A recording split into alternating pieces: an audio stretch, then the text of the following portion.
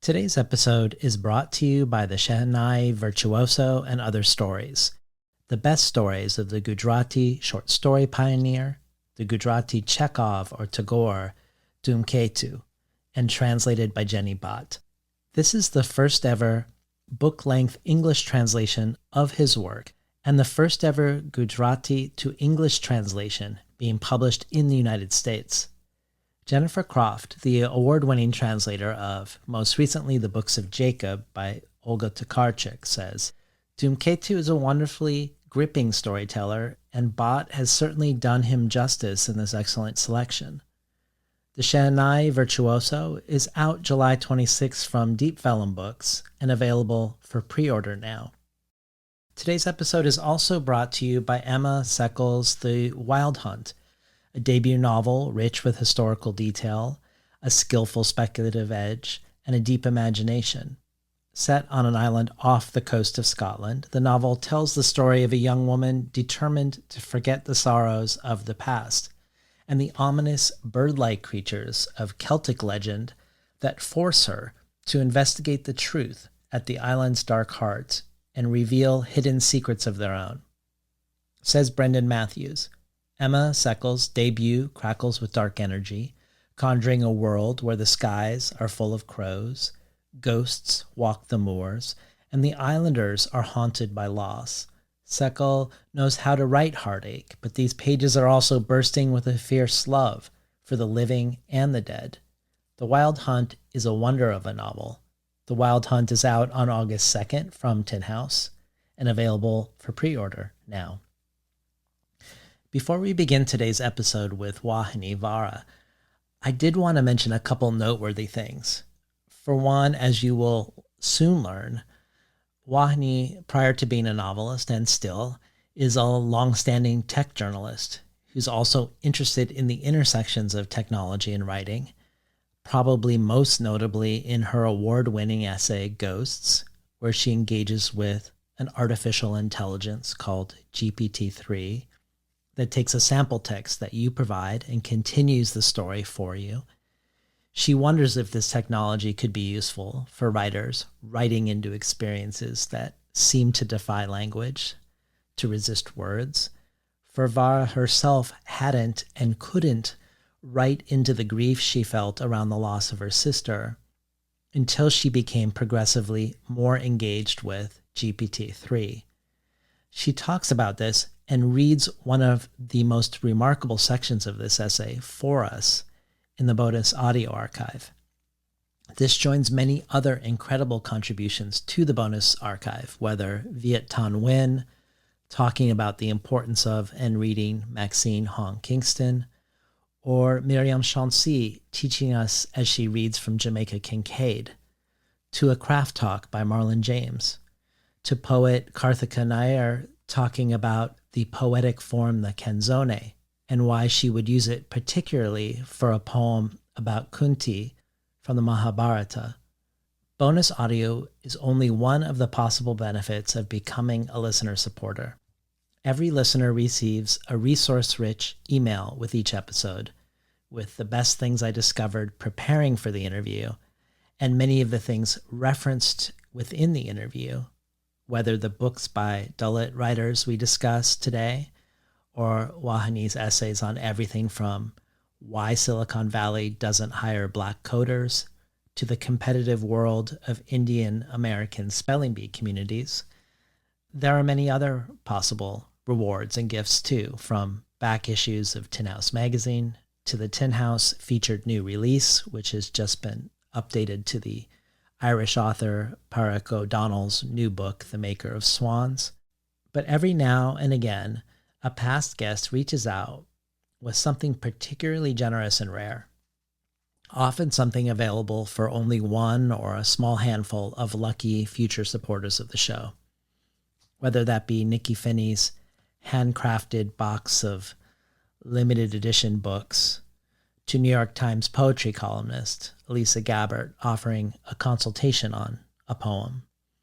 These don't happen very often, so I wanted to mention the latest one from past guest poet Mary Kim Arnold, the author of the remarkable collection of linked lyric essays / memoir about her adoption from Korea, The Litany for the Long Moment, and her equally remarkable poetry collection, The Fish and the Dove, a book that engages with the history of occupation and the legacy of the Korean War, and of which she says, "In it I bear witness to what girlhood, womanhood, and motherhood might mean in the context of family, nation, and history."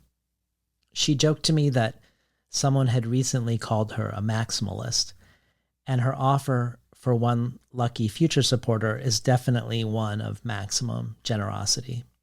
For this person, she's offering signed copies of each of her books, as well as a textile created especially for you, either a bojagi, a Korean wrapping cloth, or a handmade wall hanging, or another textile work where you will be offered a few choices for personalization, in which she will hand stitch. And if that were not enough, she will include some special gifts, chapbooks, broadsides, and other ephemera from small presses that she loves. So you can check this all out, everything from the Tin House new release to the bonus audio archive to these grand and generous gifts from past guests by heading over to patreon.com/betweenthecovers. And now for today's episode with Vauhini Vara.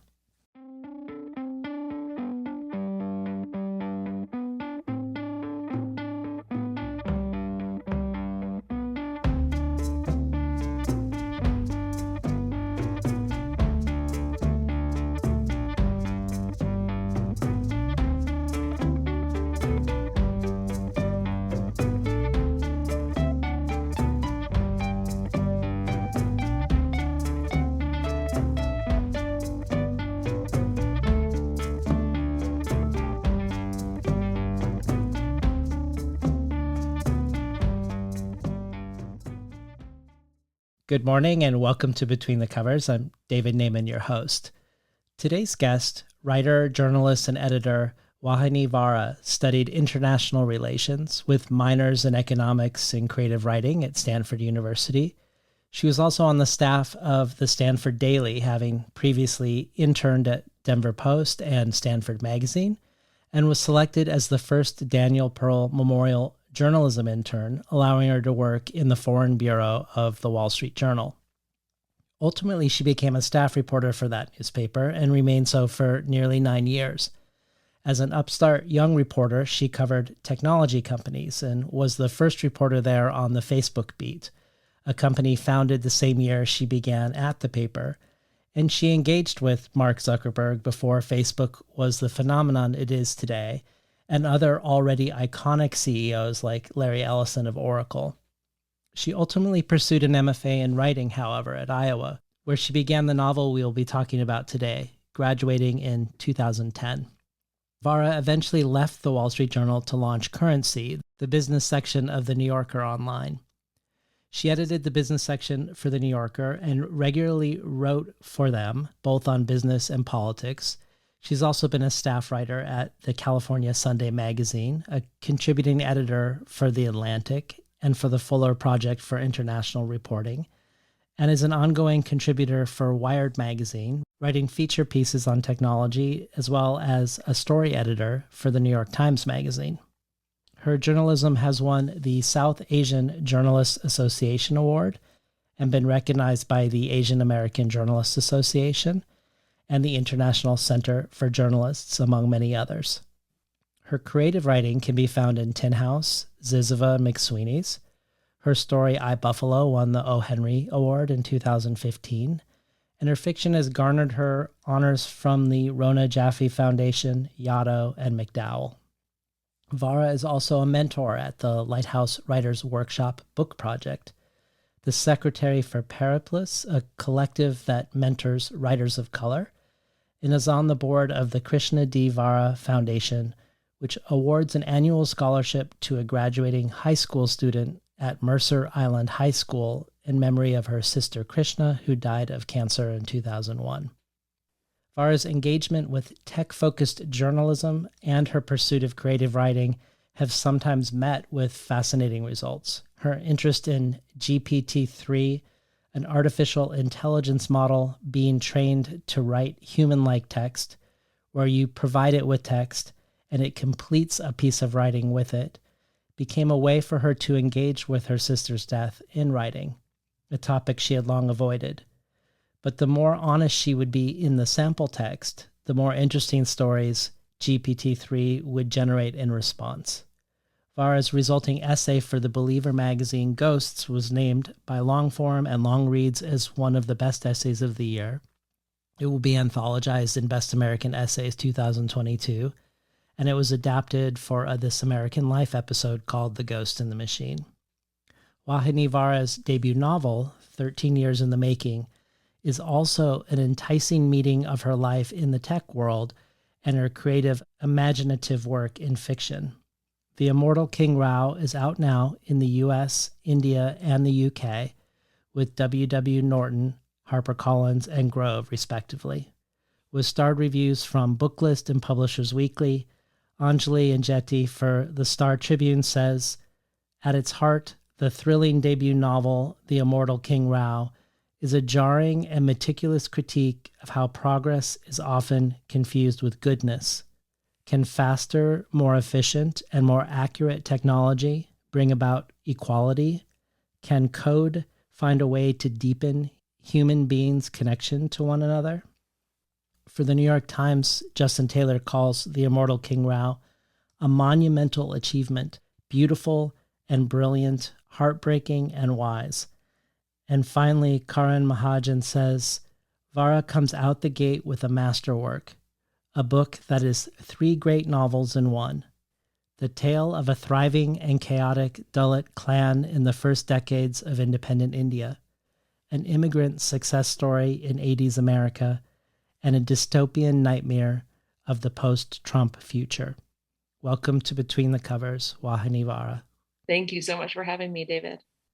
So before we talk about your novel, I just had to mention that as I put together the introduction, the one that I just read, and came across the name of the collective you are a part of to mentor writers of color, Paraplus, that the name popped up for me a couple of other places as I was researching. One of them was an Oklahoma newspaper that was writing about how when you were 12, that you lasted longer than any Oklahoma speller in the history of the National Spelling Bee, finishing 3rd in the nation, and that it was this word that bested you. So surely that's not a coincidence. Oh, total coincidence, David. Are you? Oh my God. I've listened to your show for a really long time, and so I know how well researched it is. And I love that you are the first interviewer I've ever spoken to who's made that connection. I love the word paraplus and also have a complicated relationship with it. And when I was in college, my friend Tony Tulatamudi, the writer, I was like telling him about being in the spelling bee and about how this was the word I lost on. And I told him, I don't remember this, but apparently I told him that if I ever like started a company or something, like I was going to call it Paraplus as a way to like reclaim that name. And he remembered that. And when, along with friends, I started this mentorship collective, I wrote to Tony, who is really good with names. Like he's the person I go to, like all of us in our friend group go to like name our novels. And was like, okay, I have a new thing along with friends. We have this new thing, this collective to mentor writers. Like, what should we call it? And he was like, oh, obviously Paraplus. Like, that's what you said you were going to call, whatever you started. And so, yeah, not a coincidence. And what does it mean? So it has to do with, it's like a document having to do with circumnavigating coastlines. So it's like a naval document. So it's totally apt, right, for this collective mentoring writers of color, like immigrant writers. So 3 words that you succeeded at: pertinacious, odontoloxia, and acoustics when you were 12. Do you remember the meaning of any of those? Oh my God. I don't remember the meaning. The meanings, I do think I remember the spellings, which is That's sad. Amazing. Well, in your essay for Harper's on spelling bees called Bee Brained, you asked one young contestant what her favorite word was. And she said Newman ultramicroscopic silicovolcanoconiosis, which is the longest word in the dictionary. And it was a word that I was obsessed with when our teacher wrote it on the chalkboard. And I repeated it all the time at any opportunity, because after Mount St. Helens erupted, the ash carried all the way to Colorado, where I was a bored Little League player exiled to left field, where I could do the least harm to my team. And it rained ash on our uniforms from Washington State and Colorado, which made the word really more magical. But I'm curious about the origin story, about your interest in technology. Does it relate at all to this deep engagement with spelling, where your mom is recording herself saying words and their meanings for you to play when she isn't at home? Does it have some narrative to it at all? Or was it more random? You were assigned to the technology beat and you simply took to it?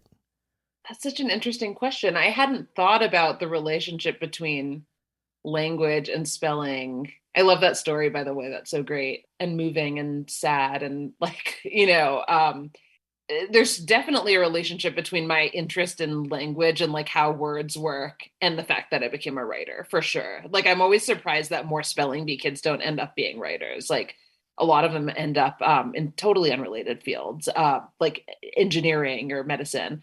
So there's that connection. But for me, it feels, in retrospect, it feels a little random that I ended up first writing about technology and then through that being interested in technology. I went to undergrad at Stanford. I graduated in 2004. And as you said, like, that was the year that Facebook was founded. And not only that, I had been an undergrad at Stanford, which was one of the first schools where they launched. And so all these companies like Facebook and YouTube were very much like in the zeitgeist when I was finishing college. But then I happened to get a job. I interned at the Wall Street Journal in Paris through that Daniel Pearl Memorial internship before I graduated. And then after I graduated, I had applied for jobs and like didn't get any full-time jobs, but I got another internship at the Wall Street Journal. And that was in the San Francisco bureau, only because like that was the nearby bureau. That's the one that made sense. And then by virtue of being in the San Francisco bureau, that was the Wall Street Journal's tech bureau. And so I ended up covering tech. And also because I was the youngest person in the office, I ended up being the person who was writing about like these emerging technologies. Well, what's so interesting about your debut novel is that it's historical fiction set in 1950s India, and it is near future science fiction set in the Puget Sound near Seattle.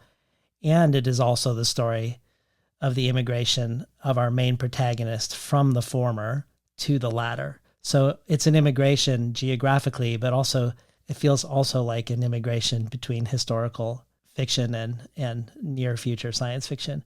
But even though we are following the rise and fall of this Dalit immigrant turned tech giant, Rao has already fallen when the book opens, and Rao isn't telling us the story, but rather his daughter Athena is. And you've talked about how for many years of the 13 years that this book was in progress, you didn't know who the voice was telling the story. And I'm really enamored with your ultimate solution, not just because you're a tech reporter and because of these tech-assisted, self-revealing, emotionally resonant nonfiction pieces you've written, The Ghost for the Believer and also My Decade in Google Searches for the New York Times, but because your solution in fiction and narrative around both who is telling the story and how the story is told is a tech-assisted point of view solution or a tech-assisted hack into narrative structure and storytelling tropes. So I was hoping we could start there with your solution to how to tell the story, which is an unusual solution, I think. Yeah. So I knew that I was writing a novel in which a child is born into this Dalit family living and working on a coconut grove in the south of India in like the 40s or 50s, like in my original conception of it, after India's independence. And I knew that this character was going to grow up and move to the US and become a founder of a tech company in like the 70s or so. So those were two of the things I knew. And my dad grew up on a coconut grove like this in the south of India in the 1950s. And I had studied tech companies founded in the 1970s in the US from having written about them at the Wall Street Journal. But I had no direct experience of it myself, right? Like as a woman born in Canada, raised there and in the US, Dalit myself through my dad, but not having had any direct experience with the kind of caste oppression that people growing up in India in the 50s and 60s and 70s had. I felt like those experiences that I wanted to write about felt very distant to me. And at the time, my husband and I were watching the Battlestar Galactica remake from the 2000s. And for those of you who don't, the listeners who don't know the show, there are these characters in the show called Cylons that are sort of like essentially androids, I guess, who are very humanoid androids, but they can read human consciousness with their minds, and like they can access other humans. They can access humans' consciousness. And I was like, oh, well, if I could just use something like that, if the teller of this story of King Rao could have that kind of capability, it would solve this writing problem I have. Like I could access everything there is to know about King Rao without having to pretend as an author to that I'm embodying King Rao's himself, right? Like in the first person or a close third person. And so there was this writing problem that was solved by the technology. And then it occurred to me at some point that it made sense for this technology to have been invented by King Rao. And at first, that's all I knew. Like I was like, there's some technology that's allowing this story to be told. And I was recently looking back at like the earliest drafts of the book. In the very first draft, I think it was not clear at all who was telling the story. And then eventually I hit upon the idea that this was like a software program. And so in the early versions of the book, like there's like this computer voice telling the story, that like lives inside a machine. And people would read it and be like, wait, so does this, like, who is this voice? Like, does this voice have a gender? Does this voice have like their own identity? Are we meant to think of this voice as like having consciousness or sentience themselves? And initially I kept being like, oh, you don't get it. Like, it doesn't matter. This is like, you just need to go with it. But so many people were so confused by like this version of the voice. And over time, I just realized that I needed to do more to figure out who this voice was. And so later the voice became a kind of android, more like a Cylon that King had like built in his, in his workshop. And so the voice still wasn't human. It was still this invention. And then people would read it and be like, well, but the voice sounds pretty human. It doesn't actually sound like some kind of robot. And so that like it evolved and evolved and evolved over time. It was something that took me a really long time to figure out. And then eventually I realized like, oh, this is actually just King Rao's daughter telling the story. Yeah. Well, if we were to go to the beginning of the problem as a writer, you want to tell the story about King Rao from a point of view that somehow has access to some of his thoughts that someone outside of him normally wouldn't have. So that's where the tech solution comes in. But why didn't you want to tell the story from King Rao's perspective, which would have seemed like, at least initially, maybe that would have given you the answer to having access to his thoughts? So there are actually two answers to that question. One is that, again, because I myself had not had personal experience with all these things that I wanted to write about that King lives through in the 50s and 60s and 70s, I felt that I couldn't like credibly and authentically write about that, right? So there's like in this, own voices movement or whatever you want to call it in literature, there's this idea that there's a spectrum, right? Like some people believe that you shouldn't write about a perspective that you don't share, right? If you're a white man, you shouldn't write from the perspective of a Black woman. And then others might say, well, of course you can, but you need to do it right. Like you need to get it right and be authentic and be accurate. And I think I tend to be more in the latter camp, but I felt that I couldn't do it. Like I felt that I wasn't going to be able to accurately and authentically be King Rao, embody King Rao in a first person narrator. But the other thing that I just learned that I'd forgotten is I was looking back through these old papers and I found this paper that I wrote in grad school, like this little, 10-page paper or something about like first person omniscience, like the idea that you could have a first person narrator who knew everything, who knows everything.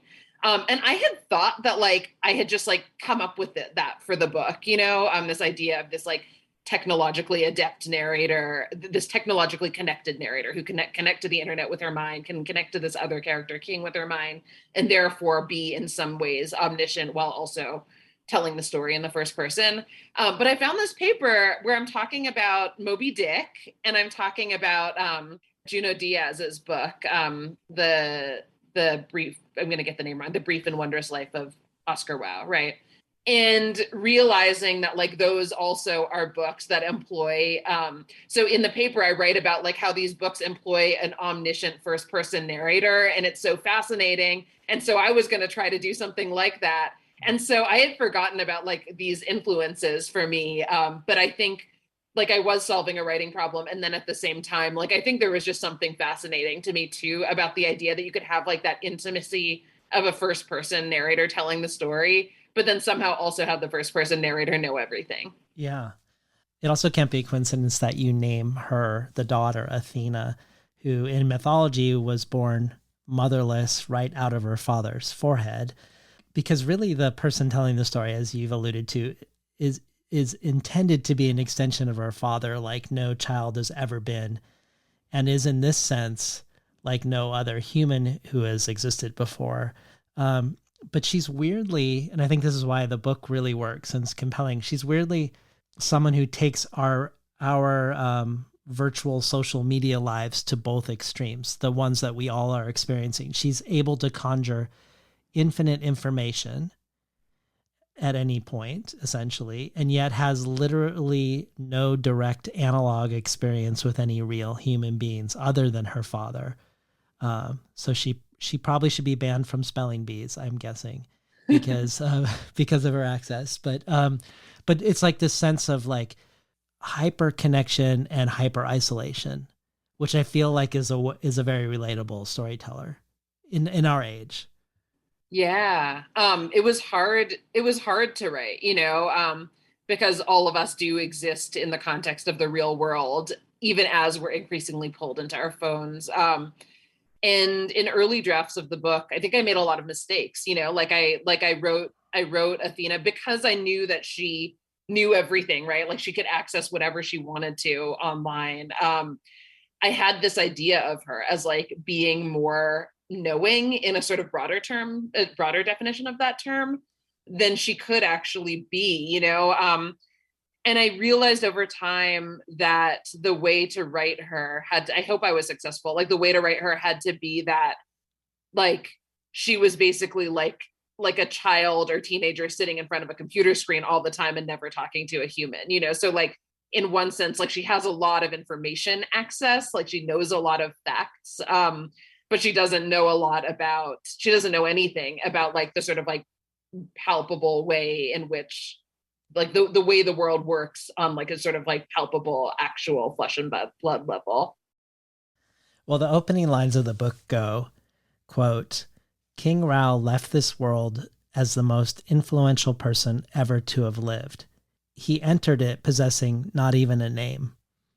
If we put aside for now what leads to King Rao's demise, his incredible rise to become the most prominent tech titan in the world was through helming a company called Coconut with his wife, a company whose revolution within personal computing tracks in some ways with Apple, I think. I'd love to spend a couple moments world building together, because ultimately he doesn't just invent technology, he also revolutionizes the way we organize ourselves in the socio-political sphere as humans and as citizens. And because this near future is different in some very significant ways from ours, at least still for a moment, talk to us about shareholder government, what it is, how it functions, why it's created, and maybe the rhetoric around why it's a good thing according to the people creating it. Yes. So shareholder government emerges from a moment in history that I think is like not too dissimilar from the moment in history that we're in right now, where institutions, national, international institutions are breaking down. Confidence in government is breaking, public confidence in government is breaking down. And at the same time, the wealth of a small handful of individuals and companies is rising. The power, the sort of political and social power of these companies and individuals is rising.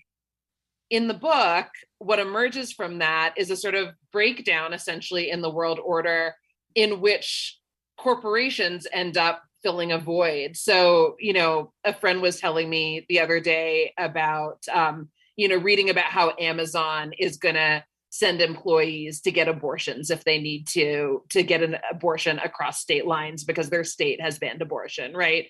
And when we read news like that, like, I think we're of two minds. A lot of us are of two minds. It's like, on the one hand, like, isn't it kind of dystopian that a corporation is filling this need? Like, this should be something that's fulfilled by governments. And then on the other hand, like, hooray for good thing Amazon exists, though. Like, maybe I should go get a job at Amazon. Like, that's a really great benefit to have. I'm glad they're being forward thinking about this and progressive in their approach, right?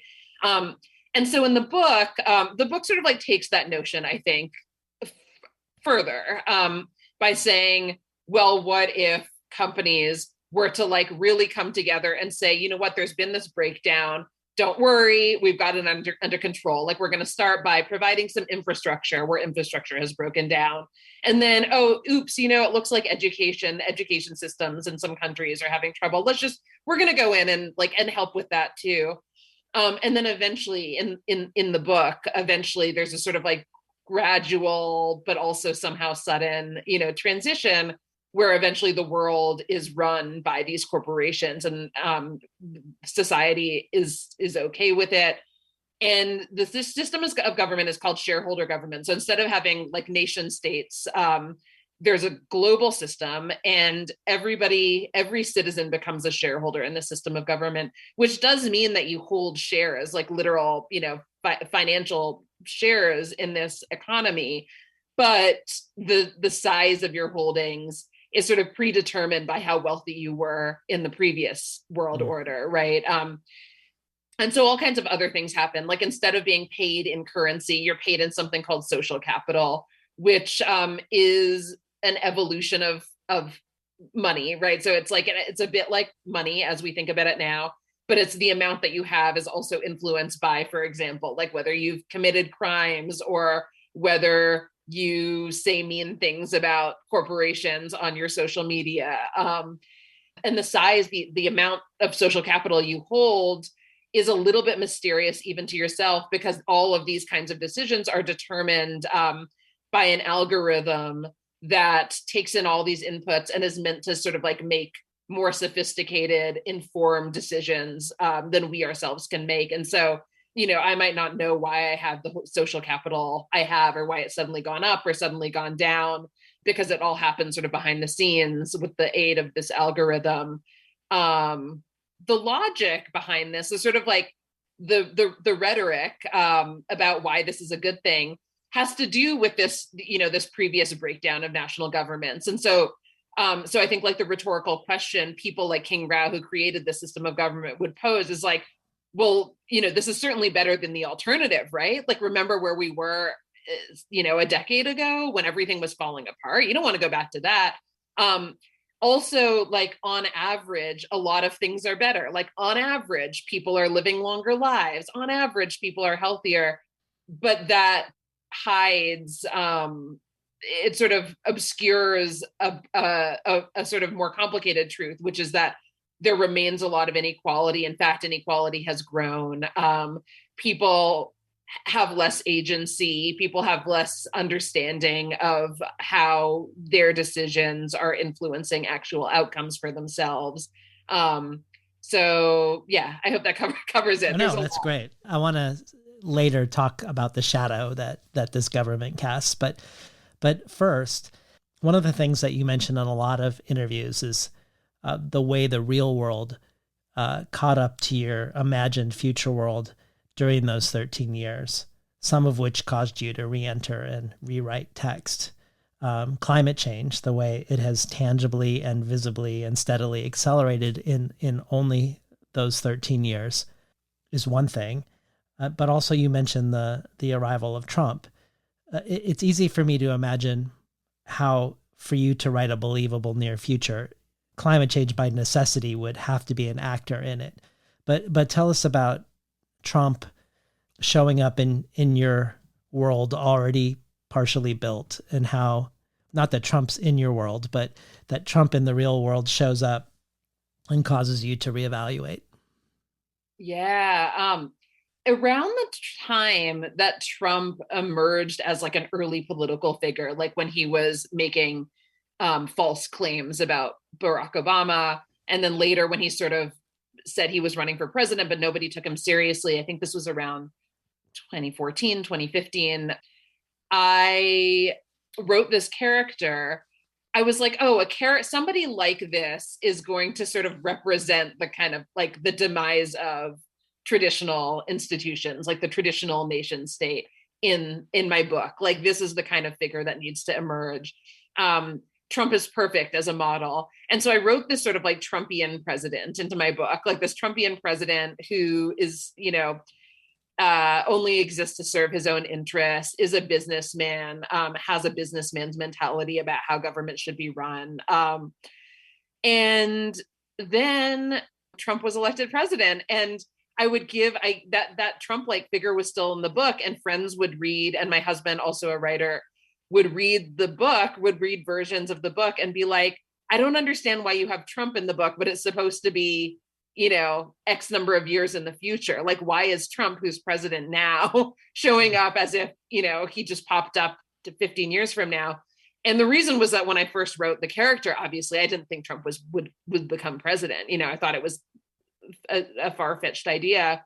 And so when Trump became president, and I got this feedback from friends, I realized I totally had to recalibrate and account for the important fact of Trump and people like him who had started emerging like after I started writing the book, like the thing that I imagined leading to breakdown and the emergence of shareholder government was in my imagination. It was like the Obama administration when I started writing the book, like it was this sort of like technocratic time, I think, when nationalism around the world hadn't yet emerged as much as it would later emerge.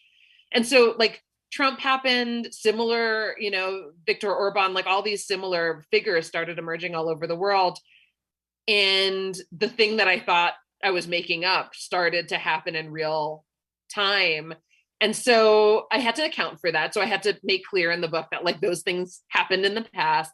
And then I had to imagine a future that took it a step further. I had to imagine like this future president character who is even more outlandish than Trump. Mm-hmm. And I had to do that with so many things in the book. Well, one of that was really interesting. One other way that real life caught up to some of your impulses around writing the book is you said that this story of King Rao captivated you, this notion of someone coming from humble origins to literally rule the world, partially because of you not seeing any Indian tech CEOs and wanting to write into a real absence of Indian tech CEOs. But since then, there's been sort of a remarkable sea change. The CEO of Microsoft, of Adobe, of IBM, of Twitter, of Google's parent company, Alphabet, are just a few of the Indian-born CEOs of American tech giants now. And I know in your tech journalism over the years, you regularly engage with questions of representation. You have an article on Microsoft's neurodivergent hiring program as one example, and another that profiles the stories of 4 Howard University computer science students that looks at Silicon Valley's failure to hire Black coders. So you obviously think about these questions in your journalism, as well as in your creation of the character of King Rao. So you the origin being writing into an absence of representation. So I was curious if you had thoughts on why seemingly all of a sudden there is this wave of Indian tech CEOs in the US. Yeah, I had not anticipated that. You have had Adrienne Marie Brown on your show, and she talks about like the way in which I'm gonna bungle in paraphrasing the way she puts it, but like she talks about the way that science fiction can be a space for imagining better futures, right? Or like imagining alternative utopias as well as dystopias. And I think my novel is not trying to do one or the other, right? But one way in which I was trying to write into a space that I would like to see, right, was in pairing King Rao, who is an Indian American immigrant, and Margie, his who he will marry as his co-founder, a woman, right, a woman in the 1970s, to start this company together. Like it did feel like a subversive move meant to show like, well, what if this could happen, you know? And so I had no idea, even though I'd written about the tech company and tech industry and was following tech companies closely, I could see these Indian Americans certainly in like high level positions. It had not occurred to me that there would be some point in the near future where all of these tech companies would be run by Indian Americans. Another thing to note, though, is that King Rao, the protagonist in my book, is Dalit, from the oppressed caste group in Indian society and Hindu society, and none of the existing tech CEOs, Indian American tech CEOs in the U.S. are. And another element of what I meant to do subversively in this novel was to have a Dalit person at the bottom of the caste hierarchy, that I should say the false caste hierarchy, right? The invented caste hierarchy, become the CEO of a company, not only the CEO of a company, but the most powerful man in the world, right? So that was all intentional. And even as in reality, Indian American people are becoming CEOs of this big company, there still is intense caste oppression and discrimination in India and in the US as well within tech companies. Yeah. I want to spend some time with both caste and representation within the book. But to go back to spelling just for one more beat, you ask a similar question in your Harper's Spelling Bee essay. Why are so many of the spelling champions Indian American, way beyond their demographic representation? And I looked at this year, for instance, and 10 of the 12 finalists in the National Spelling Bee were South Asian, including the winner, so 83%. And amazingly, 21 of the last 23 champions have been South Asian. And in your article or essay, you raise this question and you ponder it yourself and ask other people, looking at class, for instance, or how many of the winners have a highly educated stay-at-home parent. I don't think you mentioned this specifically in that article, but I think of an extension of immigration policies that favor certain immigrants or migrants from South Asia over others, and also the immigration situation often arriving not as refugees, but as desired professionals. Or as you say, not talking about the spelling bee now, but about King Rao's arrival in the U.S., you say, there was a name for people like my father, the skilled and educated Chinese, Japanese, and Indian newcomers who, as a result of President Kennedy's Immigration Act, were arriving stateside in the 70s on airplanes rather than in beak-helped boats and windowless vans, and settling on the margins of college campuses rather than in the tenements and shantytowns peopled by previous waves of migration. They were quote-unquote model minorities. They were, it was said, out-whiting the whites. That's probably the main place in the book you name this phenomenon outright. But do you feel like the Immortal King Rao is engaging with this in a broader sense? It does feel to me like out-whiting the whites is a fair description of King Rao the individual and what he's doing, playing by the rules that he encounters and trying to win at them. But I'm curious what you're doing in the Immortal King Rao around the model minority notion and around this notion of success for South Asian migrant immigrants. Yeah, there's this version of immigrant success that has to do, I think, with buying into and supporting the kind of dominant culture, right? Another thing about Indians is that India was colonized by the British, and as a result of that, a lot of Indians learn English in school, right? So that's another element of this for Indians in particular. But I definitely wanted to explore that in the character of King Rao. Some people have said to me, some readers have said to me, you had this opportunity with King Rao as a Dalit person rising to become the most powerful person in the world. You had this opportunity for him to like contend with class and contend with social hierarchies and stratification in like a more thoughtful, better way than somebody else might. And why didn't you? And it was very intentional that I didn't, it was very intentional that of all these people, when you're reading about King Rao at the beginning, you're reading about all these different family members, and some of them have different political orientations or philosophical orientations. King is an ambitious kid, and he's a kid who sort of like sees the social structures around him and figures out how he needs to navigate them in order to have individual success, right?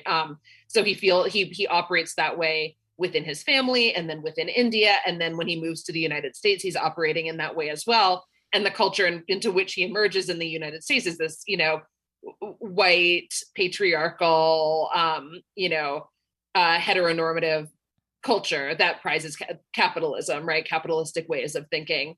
There are other characters on that same coconut grove who view the world differently, like through a more socialist lens, for example, or a more anarchist lens. And I think it's not accidental that like those aren't the characters who end up, quote unquote, succeeding in India and moving to the US and having impressive careers and lives, right? So there's something about the fact that King Rao is the character who does that makes it impossible for him to have a stronger sense of class consciousness, because if he did, he probably wouldn't have ended up on this path and at the pinnacle of business and political life in the US. And I think, I don't know if that might sound tangential to your question, but to me that feels like very related to your question, because I think in society today, not even in the dystopian world that I've written about in the book, but in society today, there is like this stratification among immigrant groups, where those who are quote unquote successful are the ones who align with dominant culture, and those who aren't are the ones who don't. Well, part of the reason why I wanted to bring this up, the Indian tech CEOs and the spelling bee demographics, is because it feels like representation within literature seems to be very different. I was looking around to see what the breakdown of representation within publishing was within Asian American literature, if I could find something by country.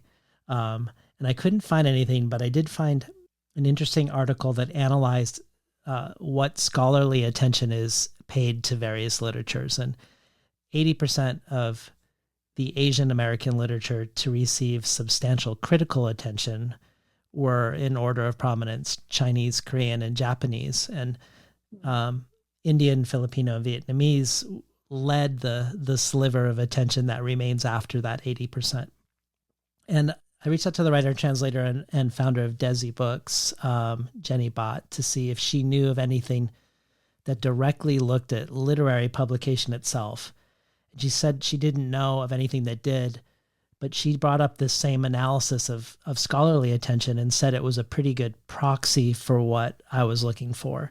So this is my long way of wondering and wanting to ask you about representation. If we look not at Asian American literature in its broadest strokes, but at Indian American literature, as well as Indian literature translated into English for American or North American readers, I wonder how it breaks out, or your sense of how it breaks out with regards to Hindu versus Muslim, or with regards to caste. I want to spend some time talking about caste in a little bit, but as a first step in that direction, as you mentioned, your father's family is Dalit, the people who used to be called untouchables by others.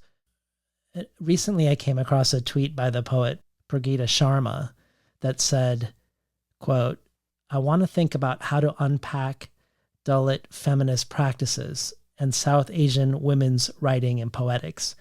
I'm invested in unpacking Brahmanical patriarchy, Basically, I want to figure out what intersectional approaches in theory advocate for more expansion in writing and poetics.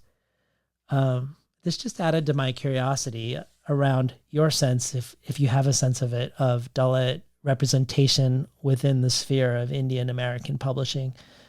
Do you publish this book among a cohort of peers or into an absence, into a void? That's such a thoughtful question. And thanks for all that research that you brought into the question too. So there is very little Dalit writing published in the US. There are some of my favorite English language books about contemporary Dalit life are by the writers Yashika Dutt. She has a book called Coming Out as Dalit, and Suraj Yengde, whose book is called Caste Matters.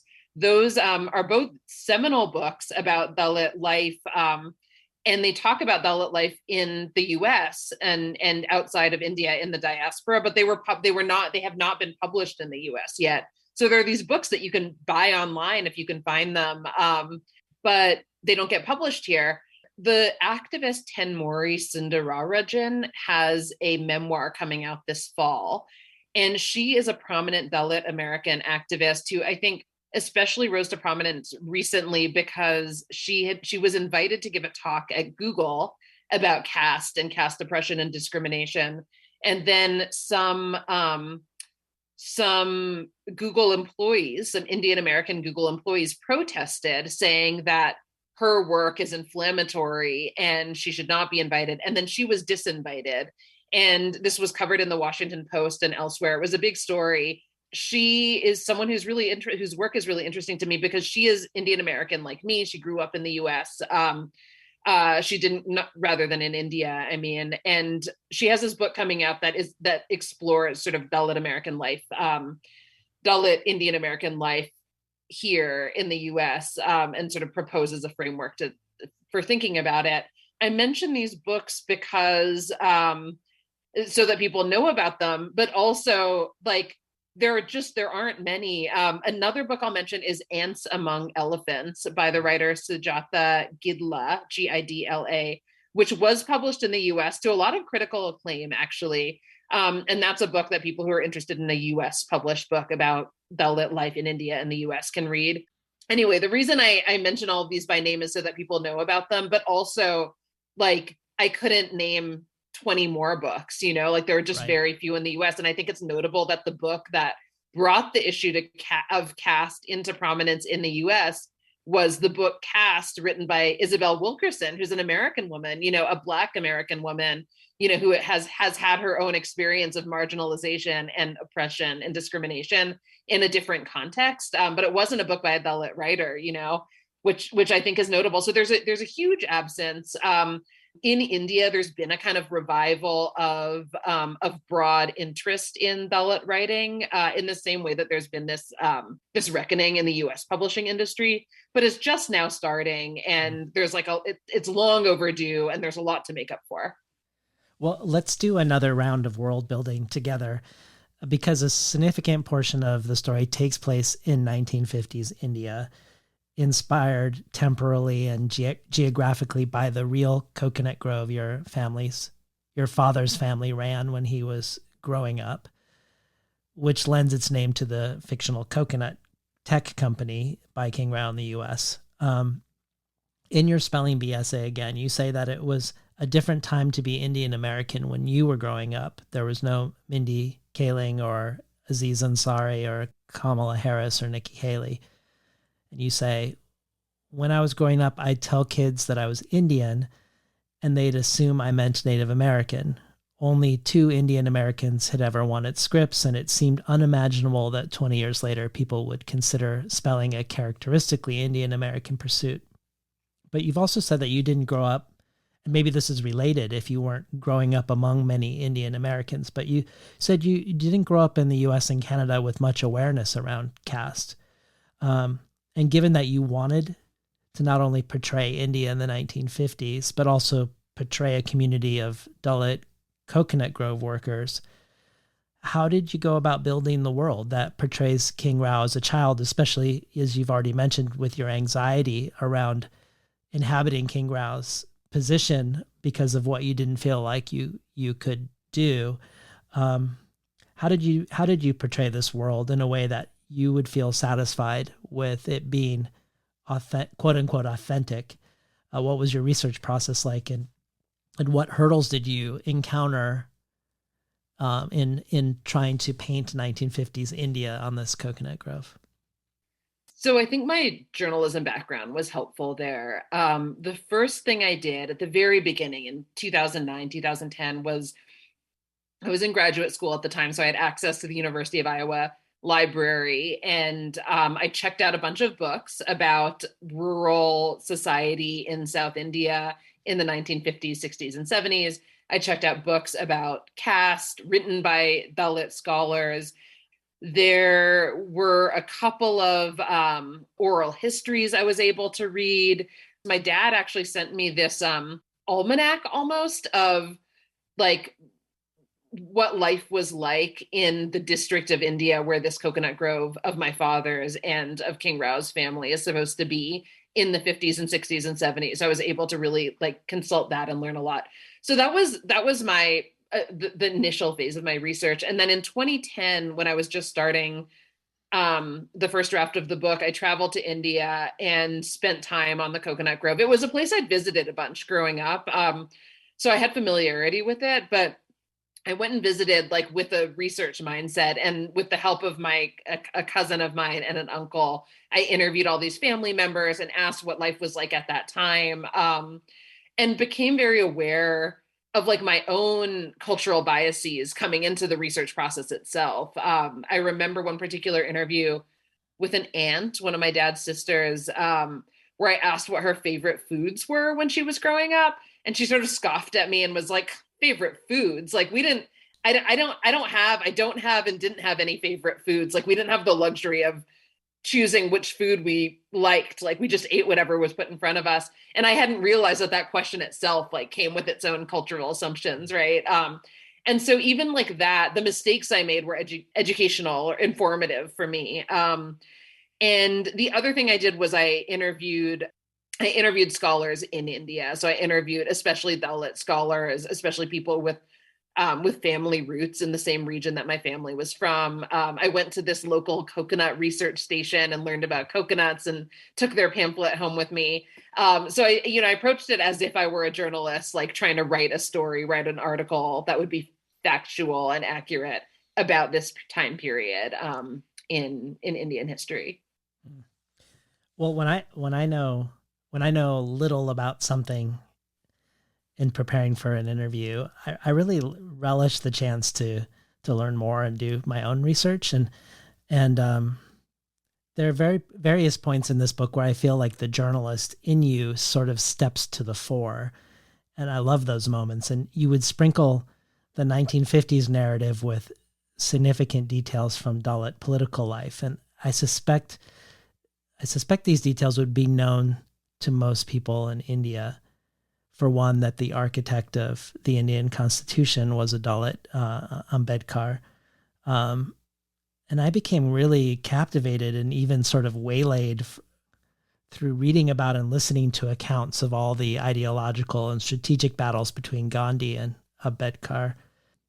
Gandhi insisting that India deal with the British as unified Indians, even though that meant being led by men who were all high caste, and Ambedkar wanting to represent the Dalits independently.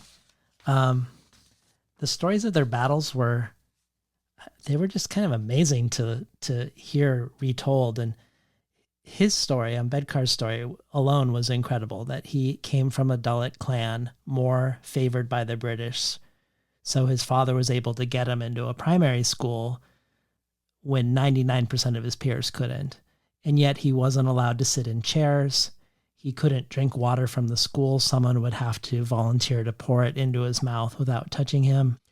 But he nevertheless earns a scholarship to Columbia and New York, and then returns as likely the most educated person in the entire province, regardless of caste, and yet he's still treated the same, and no one will rent him a room, and he eventually has to rent a room under a false name. And yet he becomes the architect of the Indian Constitution.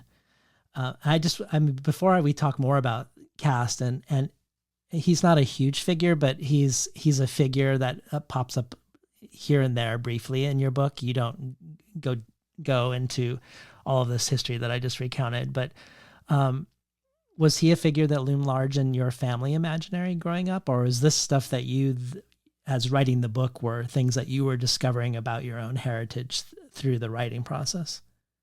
So as you said, I didn't grow up with any strong sense of caste identity or caste consciousness. My parents both, my mom is not Dalit, but my parents both rejected the caste system, right? And so I think partly as part of that, since we were, my sister and I were being raised in Canada and the US, it wasn't something that got talked a lot about. I think partly as part of that rejection, when I was in my 20s, that my dad started talking more about Dr. Ambedkar and about caste, and he would send me books to read.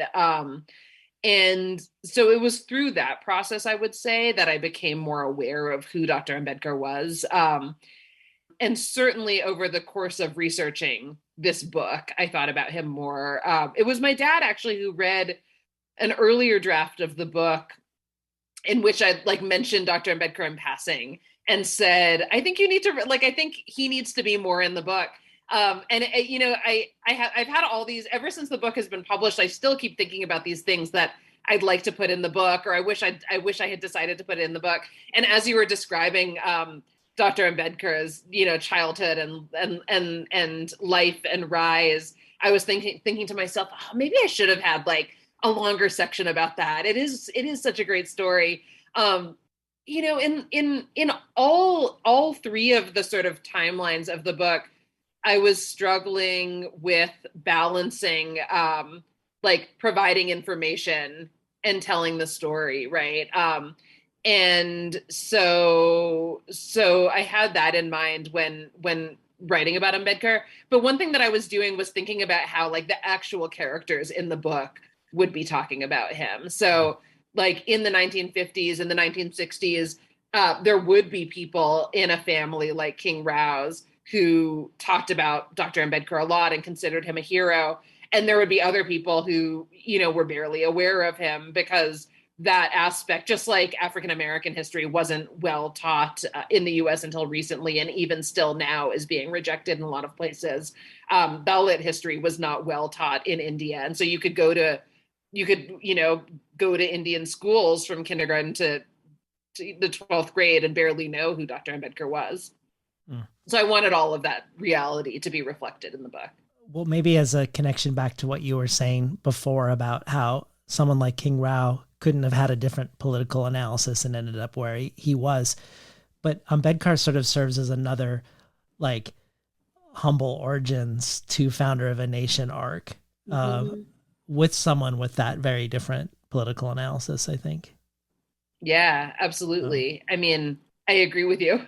That story, his story, reminds me of the Rao family in the book, in the sense that they have to assume Brahmin family names themselves. But I also think about how, unlike Ambedkar's story, Rao's story doesn't center discrimination against his family. One of the reviews in India of your book highlighted this aspect of the book when they said, "This is not a tale of poor, persecuted Dalit making it rich in a distant land. The Raos are landowners in a village where, despite the caste hierarchy, many Dalits are well-to-do. One of King Rao's grandfathers runs a school, while the other owns a coconut grove where King is raised." And Karan Mahajan, the author of The Association of Small Bombs, talked about how your portrayal of Dalit life brings complexity to it, avoiding exploitative portrayals of poverty or of seeing them monochromatically through the lens of oppression.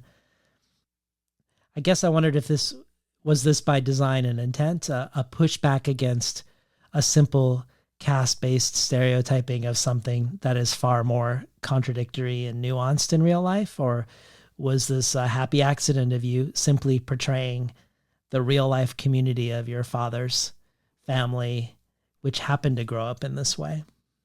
Yeah, so I would say it was both. So my father's family happened, and I'm putting that in air quotes, right, to grow up this way.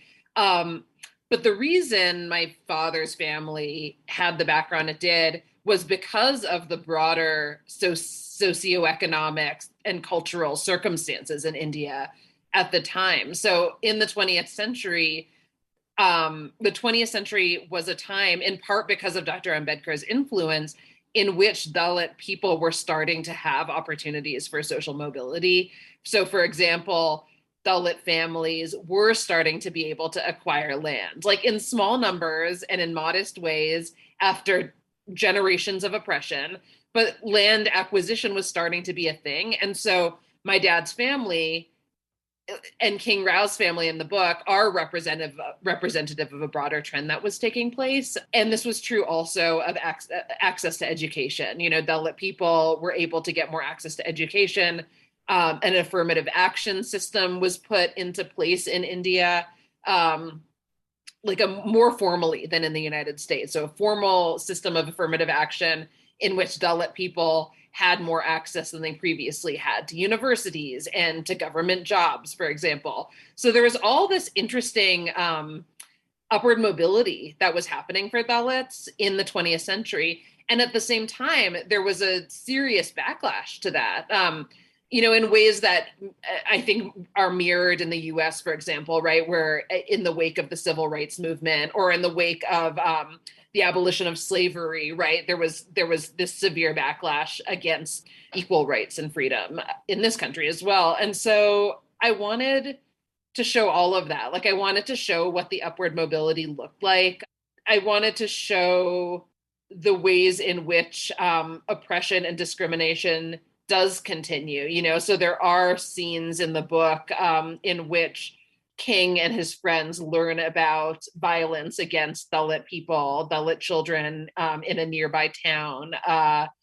Their discrimination continues in subtle forms, sort of like in the way that local politics work. And so I wanted to show that, when King goes to university, he's constantly people are constantly whispering, or he's hearing whispers in his head, right, about having gotten there only because of the affirmative action system. So I think all that nuance exists. I would argue that, like, this isn't, in the same way that it's not just a portrayal of oppression and poverty, it's also not just a portrayal of upward mobility, because that would be false as well. So I was trying to show both. Well, could we hear a section of the book? So I'm going to read from this section in which King is growing up in his town in India. And this is a time of a lot of change in his village and more broadly. And I think the only thing that you need to know as I introduce this is that the character called Apaya, who I'm about to mention, is both King's maternal grandfather and his teacher at school.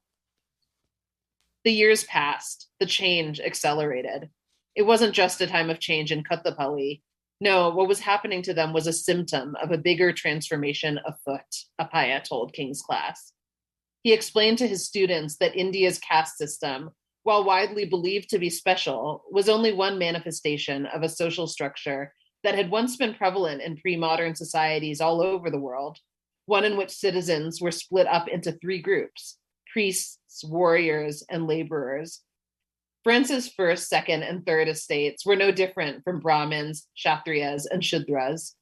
Across cultures, the priests, who provided education, and the warriors, who maintained law and order, made up the minority class granted land and political authority, while the laborers made up the vast majority of citizens, but held neither property nor power.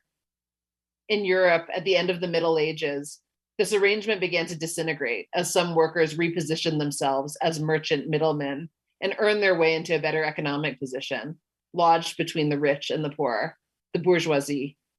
In the late 18th century, the French crown, racked by war debt, turned to these merchants for funding, And sensing an opening, the merchants demanded more political power.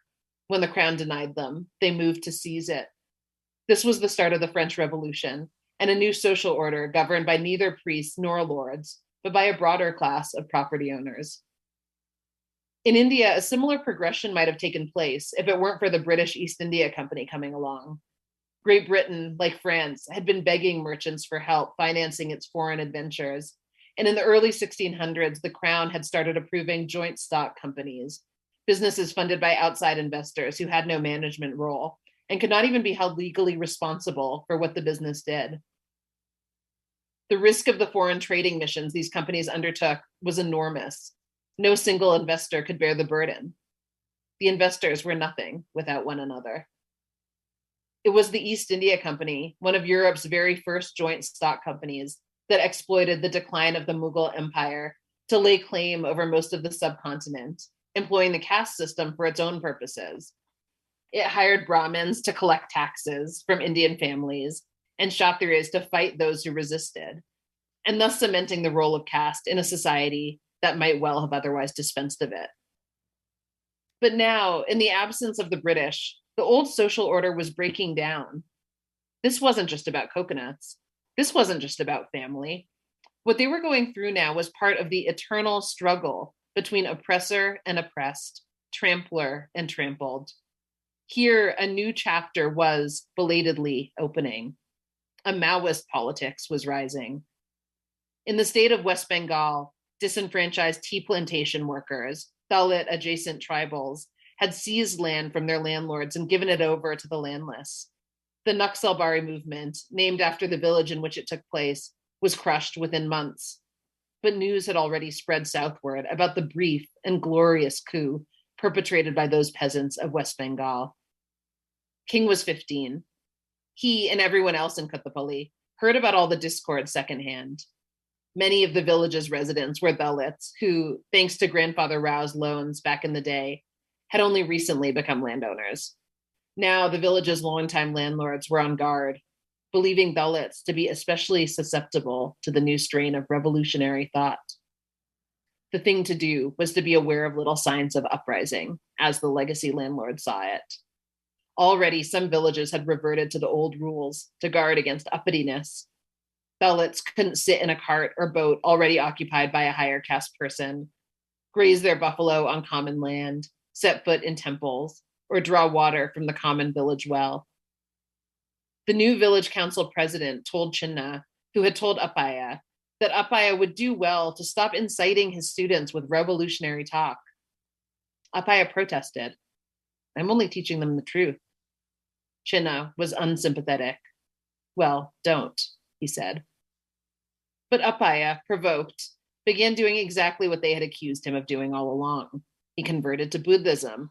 He taught his students to memorize the poem by Jashuva, the first modern Dalit poet writing in Telugu, about a starving Dalit cobbler barred from entering God's temple to seek solace, who sees that a bat has flown into his home. The cobbler begins talking to the creature, lamenting that it can fly into the temple whenever it wants, while he, human though he is, cannot. When you hang from the ceiling in the temple, you are close to God's ears. Gentle bat, tell my woes to God when the priest is not around. Come back and tell me, please, what the God of gods has said. I have no one else to turn to for help or support. One afternoon, a truck came to Appaya's school carrying a coffin-sized crate, and as the children gathered around to watch, Appaya opened the box to unveil a life-size statue of the great Dalit reformer, B.R. Ambedkar. Ambedkar's face was pink and his lips bright red. He wore a bright blue suit stretched over a round belly, decorated at the throat with a red tie. On the tip of his nose sat a pair of large, round glasses. He held a copy of the Indian Constitution, which the real Ambedkar had written, tucked under his left arm. His mouth hung slightly agape, his white teeth gapless. Appaya put a hand to the statue's forehead and closed his eyes, as if communing with his hero. Then, with the help of the biggest boys in the class, he mounted the statue on a pedestal in front of the school, easily visible to anyone passing through the center of the village. We've been listening to Vauhini Vara reading from her debut novel, The Immortal King Rao. Since I mentioned that Indian reviewer, I'm wondering about the Indian reception of the book. You have this interesting vantage point with the book coming out both in the US and India at the same time. Do you feel like the reception has differed in each place, or has the book been framed differently, or the questions posed to you, have they been different in ways that have been notable? An aspect of the Indian reception that I found really interesting, honestly, is a critical aspect, which is that some of the Indian reviews have described aspects of the book as having a sort of outsider's perspective, not necessarily in the facts that are described, but like in the way that India is presented and the way that the US is presented and the perspective in the book. I think that's a really interesting and valid criticism of any book by like a diasporic writer in general, right? Writing about their homeland, their ancestral homeland.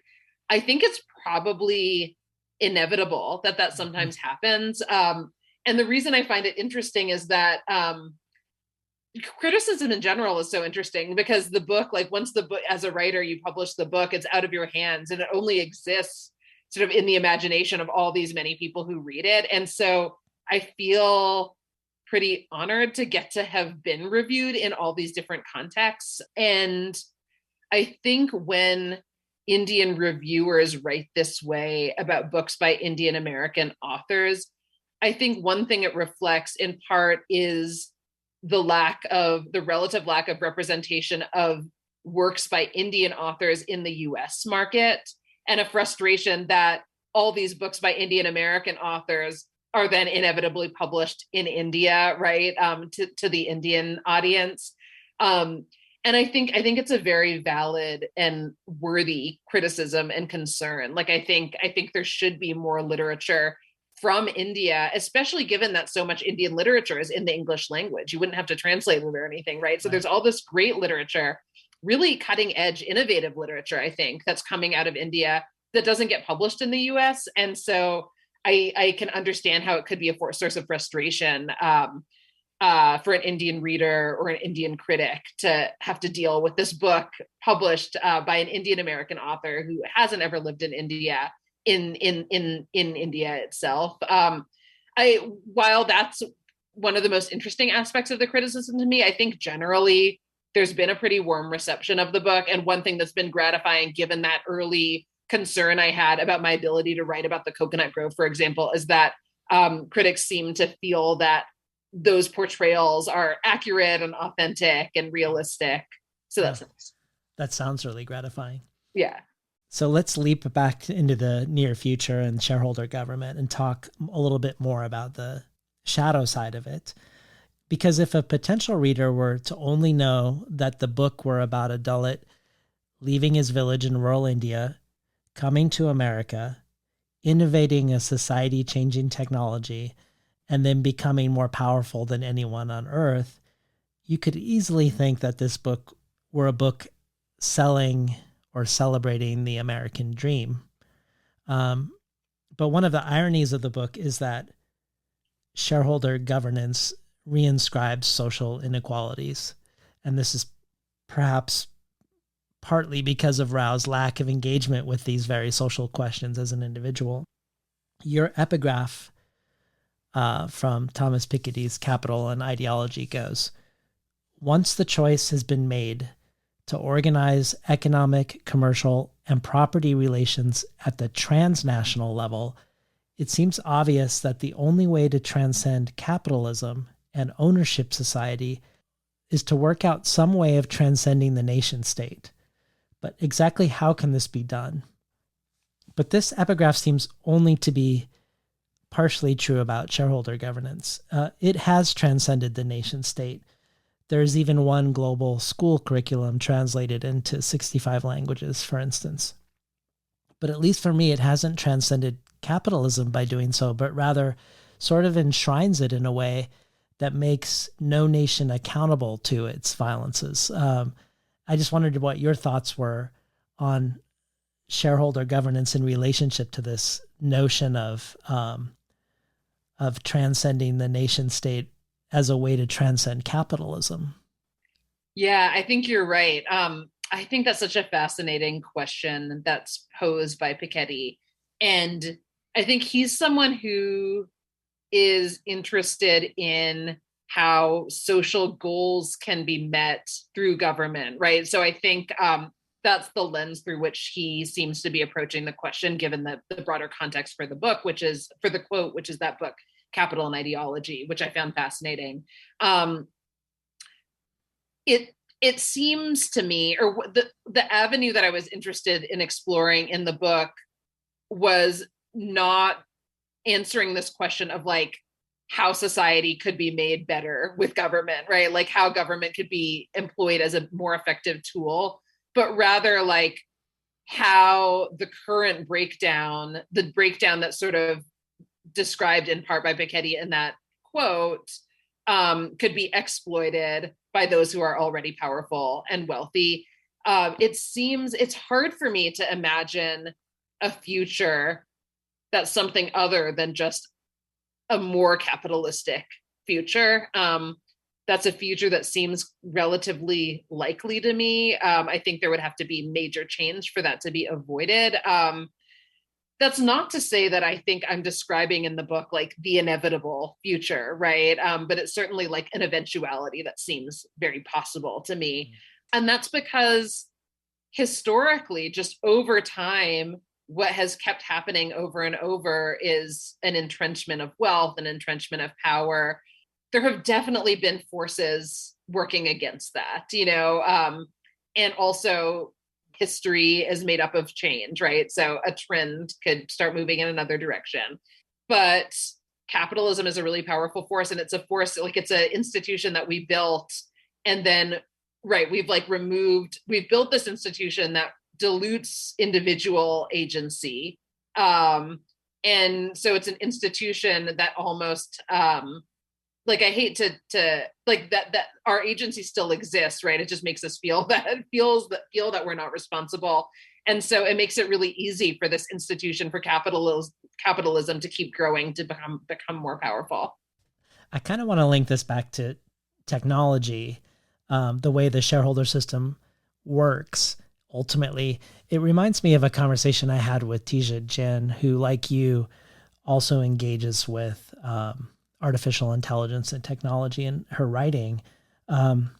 She was engaging with the preponderance of white coders in one of her projects, and wondering how what effects that was having behind the scenes, the almost invisibility of that reality, how that might or might not be affecting her and her peers when they're largely artists of color who were doing collaborative art making that was engaging with artificial intelligence, for instance, but they weren't engaging with what's made invisible behind the artificial intelligence, which is this inequity of who's coding the intelligence in the first place. So this question about engaging with the code and the coder, not just with the result of the code, is something I think about in your book, in your novel, when we talk about the algorithm, because the algorithm, I think because it is not human, has the veneer of objectivity. It gives the sense of plausible deniability to any bias. That when it produces inequities in access, whether those inequities are inequities of free speech or access to material goods, in your imagined future, it's easy to say this isn't prejudice, this is just the algorithm. And I wondered if you could just speak into this a little bit, especially because you've written about coding also. So I mean, here we have this way the system can distance itself from the mechanism, essentially. In the tradition of writing about futuristic societies built on technology, I think like sort of early in that tradition, there was a lot of concern about like technology that would grow too powerful and have a mind of its own, and oppress the people who once oppressed it, right? Like that's a familiar trope in early sci-fi and dystopian writing. And I think there's this emerging over the past, I don't know, decade or more. There's been this sort of emerging understanding in technology itself. And I think in some writing about technology that contends with the fact that technology has in the way it's been deployed thus far is basically a tool of capitalism, right? So it's something that tends to be built because investors have decided it should be built and put money into hiring programmers and to, keeping servers running, right? And the investors put money into it because they want to see their money grow, right? And so because of that, technology is a tool like any other tool, but it's been constructed in such a way that it serves capitalism. It serves capitalist interests, business interests. And so I think we are now, like, when we think about technology now, like, the more interesting question to ask is not the more interesting threat to explore is not whether technology will have a mind of its own and oppress us, but rather to think about the ways in which our own ills and evils are being embedded into technology itself, right?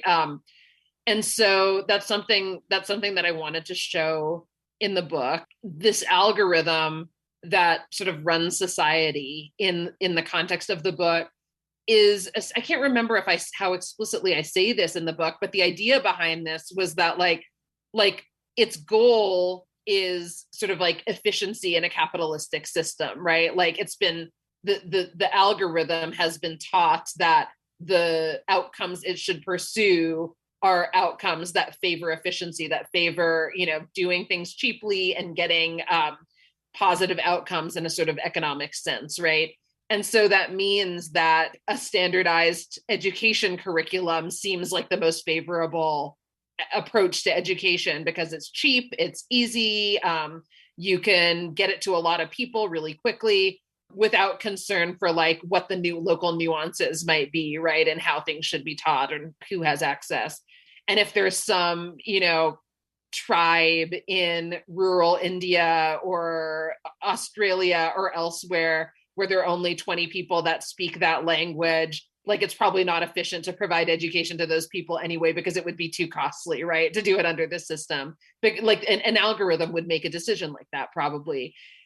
We use algorithms like this today, like, I read stories all the time. I've written stories about it as well, about the way algorithms make mistakes in policing and education, right? And those have major societal impacts. And so it didn't feel too far-fetched to imagine this algorithm also that's making decisions in this in a similar way, but just in a kind of hypercharged version, where everything seems good, but it's sort of like hiding these problems that don't have anything to do with like the algorithm becoming too powerful and wanting to take over the world, but rather just have to do with like the ways in which we as humans are crappy and putting our crappiness into the algorithm. Yeah. And hearing you talk reminds me of something that Teju Cole said too, about the writer-photographer Teju Cole, who said that the light meter in cameras is calibrated towards white skin. And the questions we now have around photography and how things are framed, we always are thinking of the photograph, the result, the person who's looking through the camera and how they're choosing to compose the image. But what happens if the very thing that we see with is already, before we've pointed it at anything, has a bias embedded in it?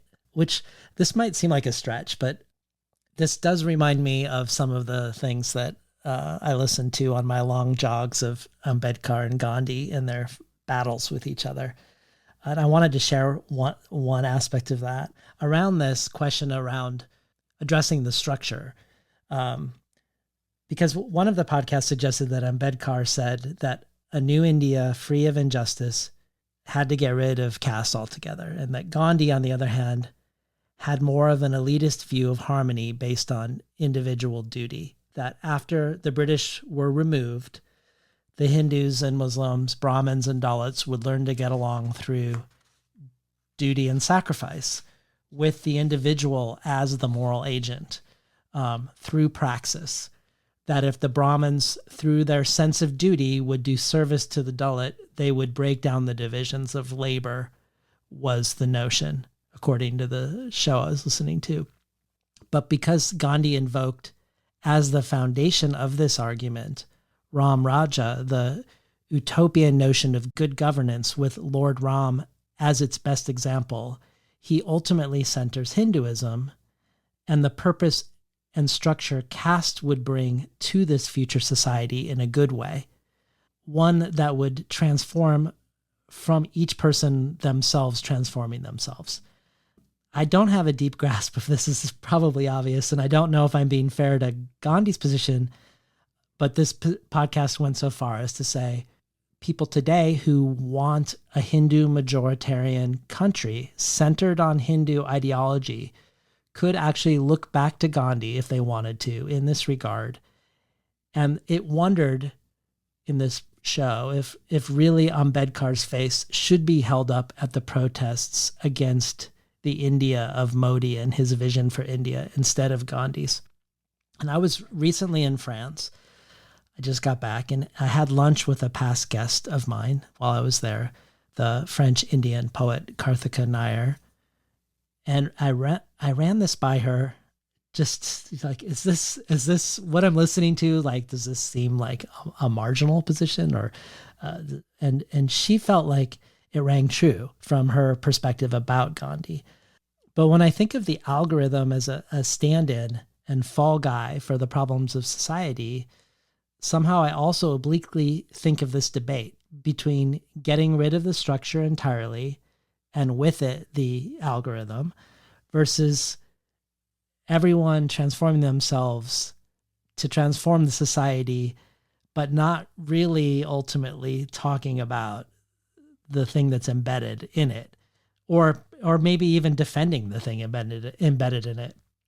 But I guess I wondered if this sparks anything for you. This isn't really a question, but it's just material that I've been thinking over, especially and particularly, I think, because of the way Gandhi is framed in the United States. Yes. No, I'm so happy that you're raising this point and bringing it up in this way, because it was something that I was thinking about a lot when writing the book. I've noticed that some people in describing the book have described it as like three stories put together, right? And it is in a sense, but also like this, what I intended it for it to also do was talk about the direct line between society in the 1950s and society in the 1970s and the early 2000s and today, and what could come out of all of that, because there is a really direct line. And one of the direct lines, one of the ways in which this continuity has been in place is through like, you could call it human innovation, or the use of human tools, the use of human systems.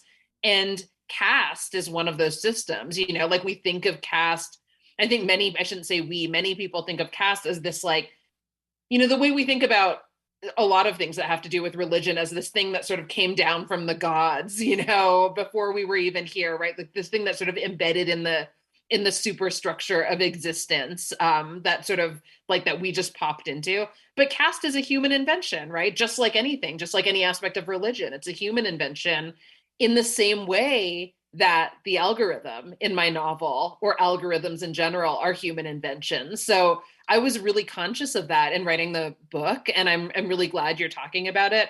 I think it's a very apt metaphor to say that, like, human biases, even human evil is embedded into the caste system. A human desire for control, a human desire to oppress others, right, is built into the caste system, in the same way that those human desires and human tendencies are built into the algorithm that I invented for the sake of the book, right? And I think one of the questions of the book has to do with the power that these tools have once we create them.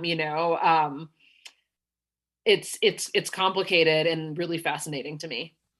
Well, I also think of the algorithm when I think of Western economic notions of the quote unquote free market and the invisible hand of the free market, which seem to rely on this similar distancing from accountability, as if this is all magically happening Yes. meaningfully.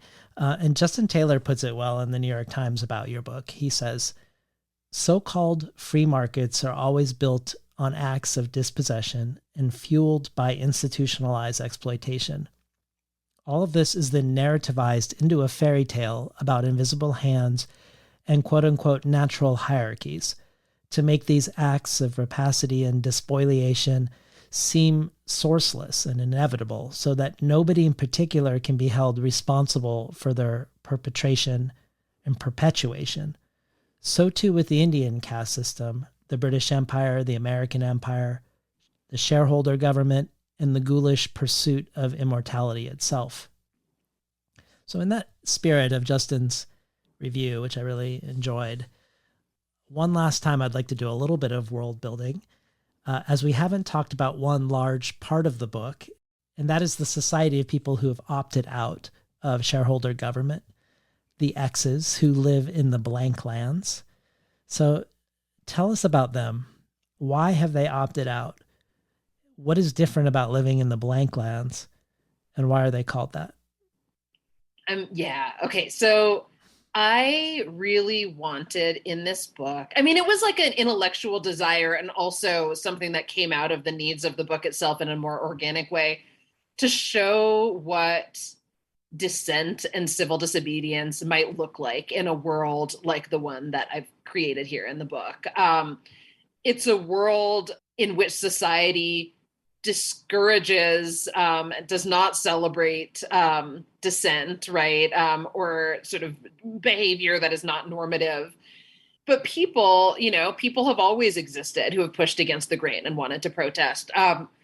So in the novel, the X's are dissidents who have opted out of engaging with any of what shareholder government has built. So they don't use the social media. They don't actively use the social media that shareholder government essentially requires everyone to use. Even when they protest, they don't spread word of their protests on social media, because that would be using the tool created by the oppressor, right? Shareholder government. So they start that way, and they're protesting within shareholder government, and they're seeing their social capital decline, and they're getting thrown in jail, and they're finding it difficult to sustain this way of existence. And then, to avoid giving any spoilers, I'll just say that some dramatic events take place and things come to a head. And there's a meeting between shareholder government and representatives of this group, which call themselves the X's. And they kind of broker this deal in which the X's feel like they're getting what they want. They get these islands off the coasts of continental society where they get to live on their own and not be part of shareholder government. They can't have access to shareholder government services, but they also don't have to do all the things that you need to do to be part of shareholder government. And so they're allowed to build this alternate society of their own on these islands. And people do that. But over time, it becomes clear that the deal that they've gotten isn't entirely beneficial for them. They are living on these islands, but because they're exiled to these islands and they don't use technology or social media to spread their message, what the shareholder government has effectively done, and on purpose, right? This wasn't an accident, is sort of exile all signs of dissent from being in public view on shareholder land. They've also allowed these people to self-exile to these islands that are going to be the first to go when climate change gets worse and worse and coastlines rise. So it's a complicated existence. But there's a lot that I admire about the X's after their self-exile. They do effectively build a sort of alternate model for governance. They have their own essentially unions that protect workers and provide services. Everybody pitches in helping one another. I would say it's less a socialist model than an anarchist model, but like maybe an anarchist model influenced by socialism, if you had to choose a label for it. The islands are trading with one another. They are accepting donations, contributions from sympathetic people on the mainland. And you can see this sort of like burgeoning idea of an alternate model. but the question the book eventually raises is like, what then happens, right? Once you've built this alternate model, what do you do with an alternate model that remains marginalized? And can that model become the model of the future? And that's some of what I wanted to grapple with.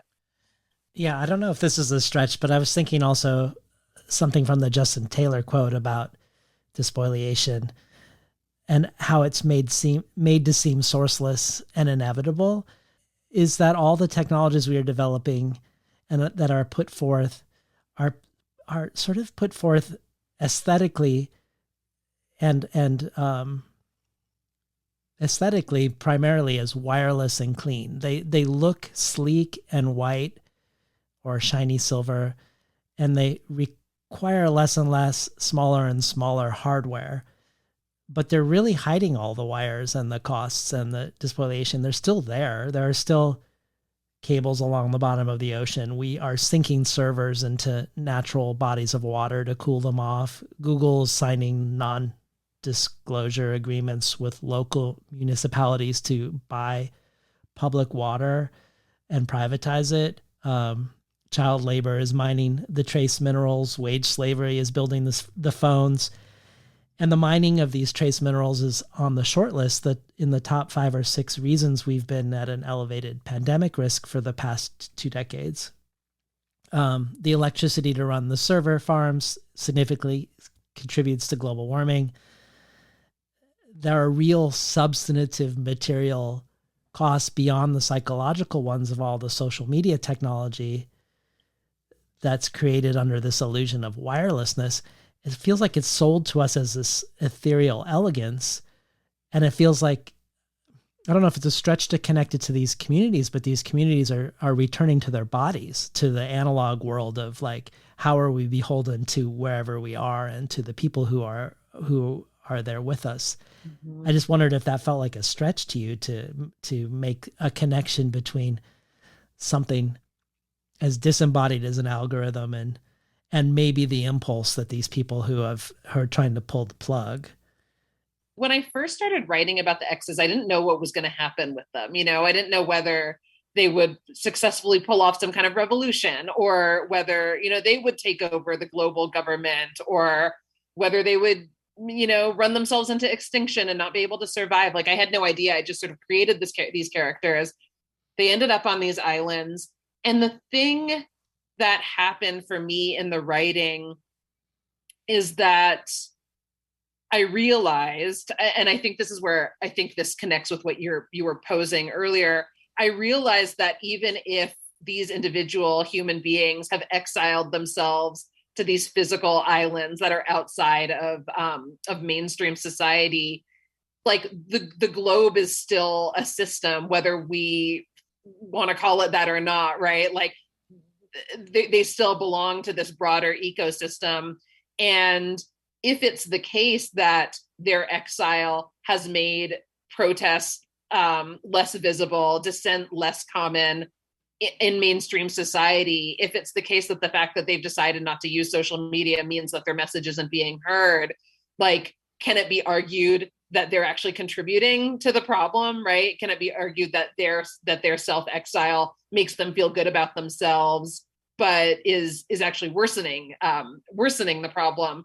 I'm not sure like how I would answer those questions, but I think they engage with some of what you're asking. Yeah, I do too. I know you read a lot of anarchist philosophy. You read the writings of Emma Goldman as part of Creating the World. And anarchism has been a lot on my mind because of the Ursula Le Guin series I'm doing, as she's painted several anarchist future worlds in her writing. And in several of the Crafting with Ursula episodes lately have focused on this aspect of her writing.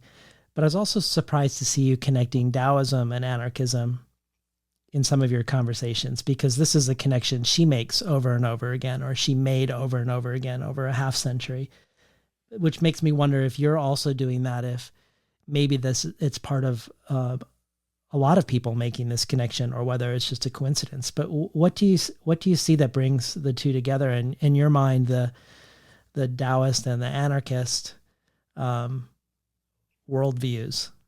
Yeah. So it's funny. I didn't know about Ursula Le Guin's interest in Taoism until after I wrote the book. It might have even been through listening to your podcast, honestly, David, that I learned about that connection. And so I guess, I mean, it's either possible that I knew about that connection in her work in some, like subconscious way, and it ended up here. As best as I can remember, I first encountered this Taoist text, the Zhuangzi, in college or maybe high school, through like one of these survey courses on philosophy, on how various philosophies developed. And I remember loving the book then, and I re-encountered it through Jenny Odell's book called How to Do Nothing, published by Melville House several years ago, in which she draws on Taoism to talk about the sort of like to sort of present a kind of anti-productivity kind of philosophy that, she lives in the Bay Area. She's writing out of the Bay Area and Silicon Valley. And in this book, How to Do Nothing, she's sort of like making the case for doing nothing, essentially, but a sort of philosophically based case for that. So Taoism comes into it. And if I'm remembering correctly, that was when I re-encountered Taoism and reread that text, the Zhuangzi, just out of personal interest. But I happened to be writing this novel at the same time and started to think about the ways in which these ideas in Taoism, which are sort of proto-anarchist ideas, connect to some of what was happening in my novel already. And the reason I call Taoist ideas proto-anarchist is that in Taoism, these ideas emerge of these sort of anti-institutional ideas, these ideas that like the creation of a tool isn't inherently a good thing, making something easier on yourself or easier on society through use of the tool isn't necessarily something we should be aiming for. Creating an institution or being a leader of government is not necessarily something that one should aspire to. In fact, maybe the sort of a more natural order of things in which we haven't employed tools and created these sort of institutional superstructures is a preferable way of being. And I had already been reading in anarchism, in writing these characters who I think earlier I had a version of them who were socialist. And then I was like, no, they actually need to be anarchist. So I'd been reading in that tradition and was seeing a lot of resonance between Taoism, which I had sort of just picked up again after this long gap, and these anarchist ideas. And that book, The Zhuangzi, is just really, really beautiful and wise. And then at the same time, kind of sly and funny. It's just a book that I love, and I had forgotten about loving. Well, your second epigraph is from him. The Yes. superior man oversees all under heaven. There is no better policy than non-action. And I'm going to follow that with another quote from Justin Taylor's review that I thought was great. How to mediate between the competing interests of autonomy and collectivity, the desire for self-sovereignty and the reality of interdependence, is the major question this novel poses over and over at familial, societal, and global scale. When the Rao clan votes to decollectivize the coconut farm that they call the garden, the decision is framed in terms of choice and opportunity, but the establishment of job tiers and wage brackets destroys the social fabric of garden life. With every nuclear family on the property buying their own groceries, it's impossible to cook and eat together. And of course, the work that the women do, cooking, cleaning, childcare, is not compensated at all. Without that work, the men can't hold their wage jobs. But if women were to be salaried in proportion to the actual value of their labor, it would break the bank.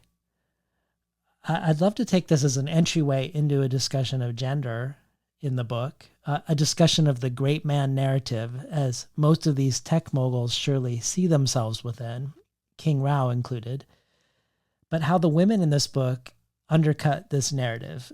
Obviously, first and foremost, our narrator, Athena, who is meant and even designed to be an extension of King Rao's reach. but who's clearly her own person. But also the leaders in the blank lands, King Rao's wife, they all undercut this narrative that in its broadest sense is a hero narrative, I think. You've talked about this book being about the past, present, and future of global capitalism, but is this also a book about, if not the trajectory of global feminisms, various iterations of global feminisms? Yes, absolutely. In just as a human, I'm really fascinated by the way in which over time, in various historical contexts and like geographical and social and religious and cultural contexts, women and girls find ways to exert power and exert agency like within significant constraints. Like I think that's sometimes depicted as like as a state of victimhood, but I was really interested in like showing where the power is in that. And sometimes it's effective and sometimes it's not. You know, the novel, this isn't a spoiler because it's the beginning of the book, but the novel opens with King Rao's mother, you know, like the first act of agency that you see her engaging in is stealing a bar of soap that she thinks is really lovely, right? And it's in some ways an event that ultimately leads to her death, right? Because that leads to one thing, leads to another, leads to another, leads to another. And by the end of the first chapter, she's dead. But then there are all these other characters like King Rao's wife, Margie, who, you know, hasn't studied computer science, has a bit of an arts education, but not much of one, has always been disregarded because she sort of speaks in uptalk and, you know, wears a sprightly ponytail and has a long-winded, you know, traditionally feminine way of talking, right? She plays a major role in the establishment of this company with King. And it can even be argued, I think very credibly argued, that it's really her idea that she sort of puts into King's mind so that he feels like it's his idea and she attaches herself to it so that she's able to start this company, which she wants to do, but wouldn't have been able to do in the absence of attaching the idea to King. And so there are all these wily things, I think, that women in the book do over and over that the men in the book tend not to notice, right, or tend to disregard, but the women in the novel sort of like see it clearly in one another. So Margie, for example, understands something of King's.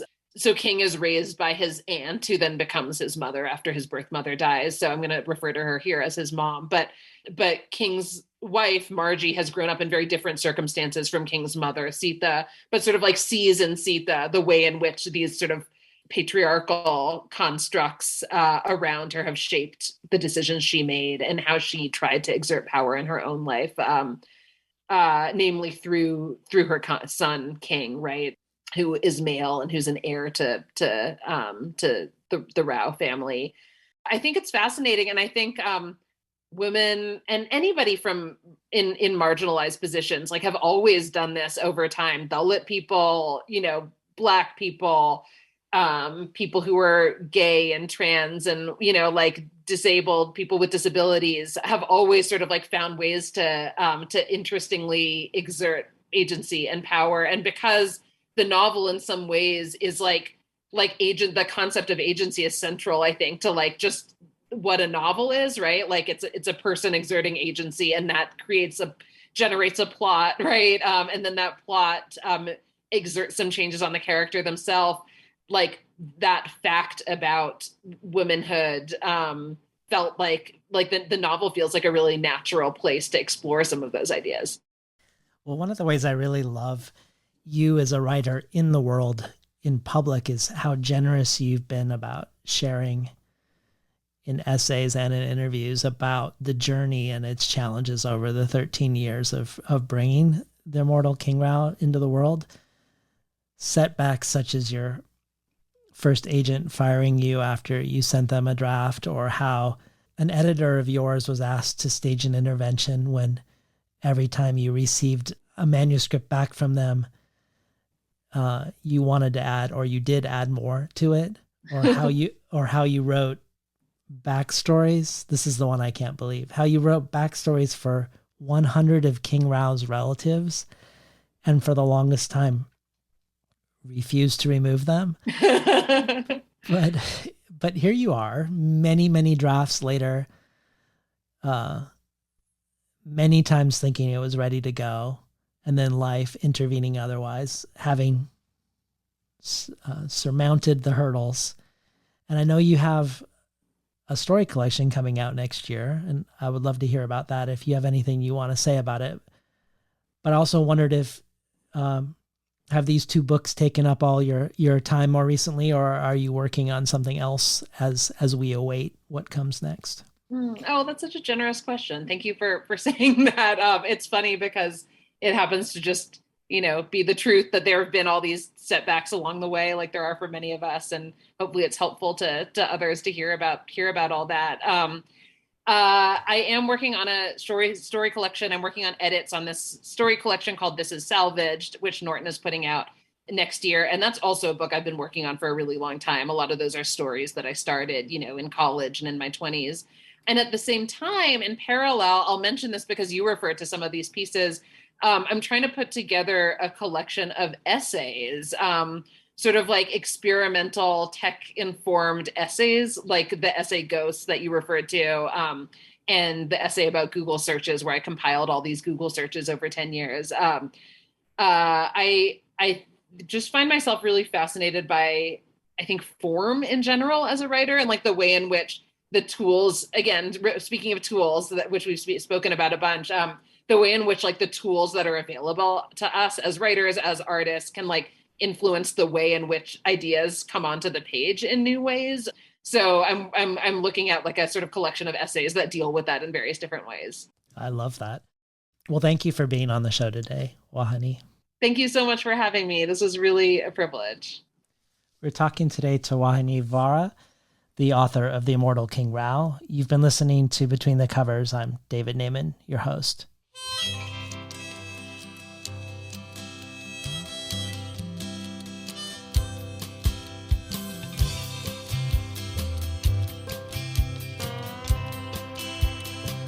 Today's program was recorded at the volunteer-powered, non-commercial, listener-sponsored, full-strength, makeshift home office of me, David Naiman. More of Vauhini Vara's work, her essays and journalism and much more, can be found at vauhinivara.com. For the bonus audio, Vauhini reads from and discusses her award-winning essay, Ghosts, about finally being able to write about and into the grief around the loss of her sister by engaging with the artificial intelligence called GPT-3. This joins bonus audio from everyone from Garth Greenwell to Miriam Taves to Ada Limon to Victoria Chang. You can find out more about subscribing to the bonus audio and the many other potential benefits of becoming a listener supporter at patreon.com/betweenthecovers. Or if you prefer a one-time donation, you can do so by PayPal at tinhouse.com/support. I'd like to thank the Tin House team, Elizabeth DeMeo and Elisa Ogie in the book division, Jacob Valla in the art department, Becky Kramer in publicity, Lance Cleland, the director of Summer and Winter Tin House Writer Workshops. And finally, I'd like to thank Imre Lodbrog and Barbara Browning for creating this outro. Their album, Imre Lodbrog, A Sapatita Me, can be found on iTunes. Barbara Browning's trove of ukulele covers can be found at soundcloud.com/Barbara Browning.